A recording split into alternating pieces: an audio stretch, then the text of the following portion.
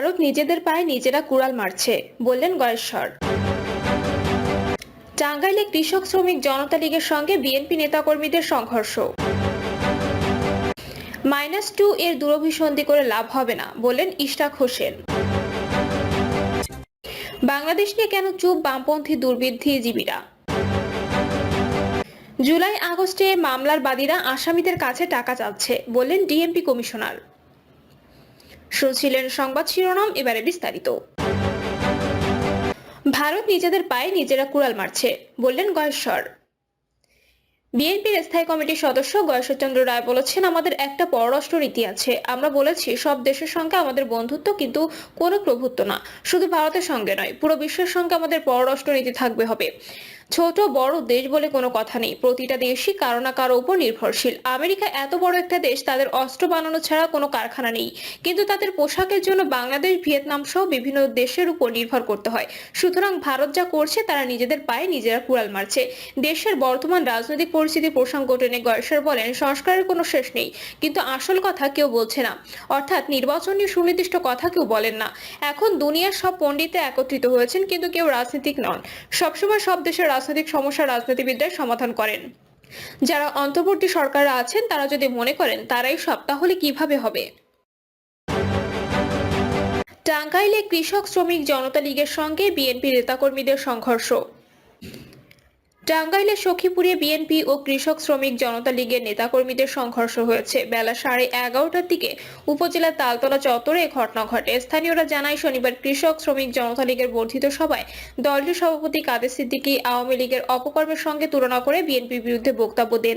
এই বক্তব্যের প্রতিবাদে সেদিন রাতে বিএনপি বিক্ষোভ মিছিল ও সমাবেশ করে। এর প্রতিবাদে সকালে কাদের সিদ্দিকীর বিরুদ্ধে বিএনপির অশালীন বক্তব্যের প্রতিবাদে স্থানীয় তালতলা চত্বরে বিক্ষোভ মিছিল ও সমাবেশের ডাক দেয় কৃষক শ্রমিক জনতা লীগ। তবে এর আগে বিএনপি নেতাকর্মীরা তালতলা চত্বর দখল করে নেন। বেলা 11টার দিকে কৃষক শ্রমিক জনতা লীগের নেতাকর্মীরা মিছিল নিয়ে আসার চেষ্টা করলে বিএনপি নেতাকর্মীরা ধাওয়া দেয়। এ সময় পুলিশ ও সেনাবাহিনীর সদস্যরা বাধা দেয়। এতে দুপক্ষের মধ্যে ইট পাটকেল নিক্ষেপ ও হাতাহাতির ঘটনা ঘটে। এ ঘটনায় নাইম শিকদার নামের এক ছাত্রদল কর্মী আহত হন। বিএনপি ধাওয়া দিয়ে কৃষক শ্রমিক জনতা লীগের নেতাকর্মীদের হাসপাতালে গেট পর্যন্ত নিয়ে যায়। পরে কৃষক শ্রমিক জনতা লীগের নেতাকর্মীরা কাদের সিদ্দিকীর বাসভবনে প্রতিবাদ সমাবেশ করেন। কৃষক শ্রমিক জনতা লীগের সাধারণ সম্পাদক সানোয়ার হোসেন সজীব জানান, আমাদের প্রতিবাদ মিছিলে বিএনপি নেতাকর্মীরা পরিকল্পিতভাবে হামলা করেছে। আমরা হামলার তীব্র নিন্দা ও প্রতিবাদ জানাই। -2 এর দূরভিসন্ধি করে লাভ হবে না, বললেন ইশরাক হোসেন। বিএনপির আন্তর্জাতিক বিষয়ক কমিটির সদস্য ইশরাক হোসেন বলেছেন, -2 এর দূরভিসন্ধি করে কোনো লাভ হবে না। বাংলাদেশের সচেতন জনতা এমন অগণতান্ত্রিক প্রক্রিয়ার আর কাউকে যেতে দেবে না। তিনি বলেন, জুলাই আগস্টের গণহত্যার প্রধান নির্দেশদাতা শেখ হাসিনা কিভাবে কার সহায়তায় দেশ থেকে পালিয়ে গেলেন, সেই প্রশ্ন আমাদের তুলতে হবে। বর্তমান অন্তর্বর্তী সরকারের মূল দায়িত্ব দুটি: গণহত্যাকারীদের বিচার নিশ্চিত করা ও নির্বাচিত সদস্যদের হাতে ক্ষমতা হস্তান্তর করা। গতকাল এক বিশেষ সাক্ষাৎকারে তিনি এসব কথা বলেন। ইশরাক হোসেন বলেন, অন্তর্বর্তী সরকার দেশকে ধ্বংসস্তূপ রূপে পেয়েছে। সেই পরিস্থিতিতে আমাদের প্রত্যাশাও ছিল অনেক।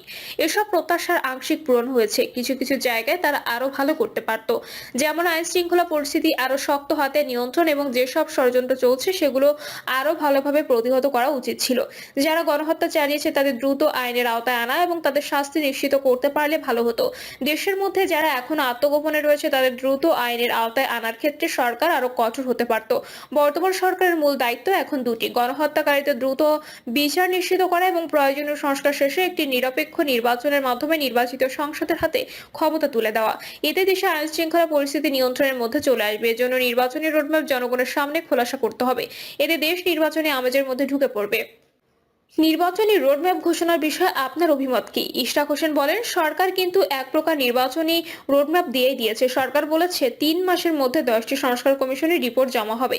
সেই হিসেবে ডিসেম্বরে 3 মাস শেষ হবে। প্রতিবেদন পাওয়ার পর ডক্টর ইউনূস রাজনৈতিক দলগুলোর সঙ্গে সংলাপে বসবেন। এটাও তো একটা টাইম ফ্রেম। শেখ হাসিনাকে দেশে ফিরিয়ে এনে বিচারের দাবি উঠছে। এ বিষয়ে আপনার মন্তব্য কি? ইশরাক হোসেন বলেন, শেখ হাসিনা তো একজন অপরাধী। পালিয়ে যখন গিয়েছে, এখন তাকে দেশে ফিরিয়ে এনে বিচারের মুখোমুখি করার প্রচেষ্টা অন্তর্বর্তী সরকারকে নিতে হবে, অথবা আগামীতে যে নির্বাচিত সরকার আসবে তাতেই সেই চেষ্টা অব্যাহত রাখতে হবে। এতগুলো খুন করে কেউ পালিয়ে যাবে, এটা তো হতে পারে না। সাম্প্রতিক রাজনীতিতে খালেদা জিয়া এবং তারেক রহমানকে নিয়ে -2 প্রসঙ্গ বেশ আলোচিত। এ প্রসঙ্গে আপনি কি বলবেন? ইশরাক হোসেন বলেন, ষড়যন্ত্রকারীদের উদ্দেশ্যে বলতে চাই, বাংলাদেশ যদি হাসিনার মতো স্বৈরাচারকে তাড়িয়ে দিতে পারে তাহলে বিরাজনীতিকরণের মধ্য দিয়ে দেশকে অগণতান্ত্রিক পন্থায় নিয়ে যাবে, এমন দুরভিসন্ধি করে লাভ নেই। বাংলাদেশের মানুষ এখন অত্যন্ত ঐক্যবদ্ধ। গণতন্ত্র প্রতিষ্ঠার জন্যই আমরা এই লড়াই করেছি, যার চূড়ান্ত ফলাফল আমরা জুলাই আগস্টের বিপ্লবের মধ্যে পেয়েছি। আগামী সংসদ নির্বাচনের জন্য আপনি কতটা প্রস্তুত? ইশরাক হোসেন বলেন, আমি সব সময় প্রস্তুত। বিএনপি একটি নির্বাচন কেন্দ্রিক গণতান্ত্রিক রাজনৈতিক দল। আমরা নির্বাচনের জন্য সর্বদা প্রস্তুত থাকি। এক সপ্তাহের নোটিশে জাতীয় সংসদ নির্বাচনে অংশগ্রহণ করা আমাদের জন্য কঠিন বিষয় নয়। আওয়ামী লীগকে নির্বাচন করতে দেওয়া হবে না, এমন দাবি উঠেছে বিভিন্ন মহল থেকে। এ বিষয়ে আপনার মতামত কি? ইশরাক হোসেন বলেন, এ বিষয়ে আমার ব্যক্তিগত অভিমত হচ্ছে, জুলাই আগস্টের গণহত্যার সঙ্গে আওয়ামী লীগের যেসব নেতা জড়িত ছিলেন তাদের বিচার না হওয়া পর্যন্ত দল হিসেবে আওয়ামী লীগের নির্বাচনে অংশগ্রহণের প্রশ্ন ওঠে না। প্রথমে তাদের বিচার হতে হবে, শাস্তি কার্যকর করতে হবে এবং দল হিসেবে আওয়ামী লীগ অভিযুক্ত কিনা এ বিষয়ে আন্তর্জাতিক আইন কি বলে, যেমন হিটলার ও মুসোলিনি পার্টির সঙ্গে কি হয়েছে, সেই প্রক্রিয়ায় আওয়ামী লীগের বিরুদ্ধে অত্যন্ত শুনানি হতে হবে। তারপর আদালতে রায় দেবেন আওয়ামী লীগ নির্বাচন করার যোগ্য কিনা। বিএনপির ভারপ্রাপ্ত চেয়ারম্যান তারেক রহমান বারবার বলছেন, আগামী সংসদ নির্বাচনে চ্যালেঞ্জিং হতে চলেছে। আপনার মতে এই চ্যালেঞ্জটা কি? ইশরাক হোসেন বলেন, চ্যালেঞ্জিং এই কারণে যে জনগণ এই নির্বাচনে ভোট দিতে পারবে। বিএনপির প্রতি জনগণের যে আস্থা আছে সেটা ধরে রাখা চ্যালেঞ্জ আছে, কারণ বাংলাদেশে এমন কোনো গ্রাম নাই যেখানে বিএনপির সাংগঠনিক কার্যক্রম খুঁজে পাওয়া যাবে না।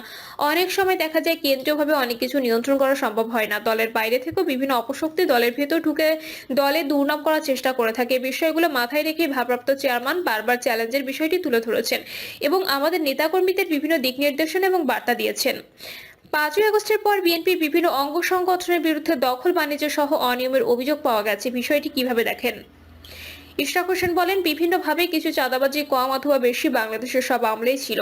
গত 15 বছরে আওয়ামী লীগ চাঁদাবাজির বিষয়টিকে ভিন্ন উচ্চতায় নিয়ে গেছে। পেশি শক্তির ব্যবহার করে তারা একছত্র আধিপত্য কায়েম করেছে, পুরো সিস্টেমটাকে নষ্ট করে ফেলেছে। 5ই আগস্টে যখন আওয়ামী লীগ হঠাৎ করে হারিয়ে গেল, তখন সেখানে একটা শূন্যতা তৈরি হয়। এই সুযোগে অনেকেই ঢুকে পড়ে।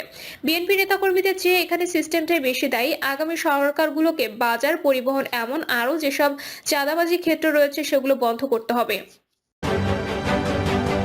বাংলাদেশ নিয়ে কেন চুপ বামপন্থী দুর্বুদ্ধিজীবীরা?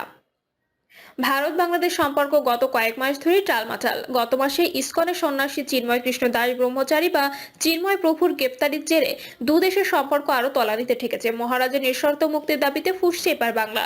তারপর ওপারের সংখ্যালঘু হিন্দুদের উপর নির্যাতনের একের পর এক ঘটনা সামনে আসছে, যা শুধু ভারত নয়, ভাবাচ্ছে পশ্চিমী দেশগুলোকেও। এর মাঝে বিজেপি নেতা তথা মেঘালয় ত্রিপুরার সাবেক রাজ্যপাল তথাগত রায় বাংলাদেশ ইস্যুতে একের পর এক বিস্ফোরক মন্তব্য করে চলেছেন। এবার তার নিশানায় বাংলার বামপন্থী বুদ্ধিজীবীরা। বাংলাদেশে হিন্দু নির্যাতন নিয়ে কেন চুপ শ্রীজাত, অপর্ণা সেন, কৌশিক সেনরা?